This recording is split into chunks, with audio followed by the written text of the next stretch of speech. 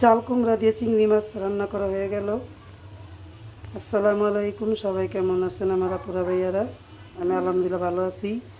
দেখেন আপুরা ভাইয়ারা, আজকে আমি চাল কুমড়া দিয়ে চিংড়ি মাছ রান্না করেছি। তরকারি কালারটা কত সুন্দর হয়েছে। ভাবছিলাম যে চাল কুমড়া দিয়ে মশারি ডাল দিয়ে পাকাবো, পরে আবার চিন্তা করলাম না থাক, চিংড়ি মাছ দিয়ে রান্না করি। চিংড়ি মাছ খেতে ভয় লাগে, আমার আবার অ্যালার্জির সমস্যা আছে, কিন্তু আমার কাছে চিংড়ি মাছ দিয়ে চাল কুমড়া খেতে ভালো লাগে, তাই চিংড়ি মাছ দিয়েই রান্না করলাম। আর এদিকে আমার লাল শাক ভাজি হচ্ছে, ভাজিটা হয়ে গেছে লাল শাক ভাজি। এখন চুল অফ করে দিব। ধোয়ার সময় কতগুলো শাক ছিল, এখন ভাজি করার পরে একটুখানি হয়ে গেল। যাক, একবেলা খেতে পারলেই হবে, রাত্রেবেলা শাক খাওয়া ঠিক না। তো সবাই ভালো থাকবেন, আল্লাহ হাফিজ।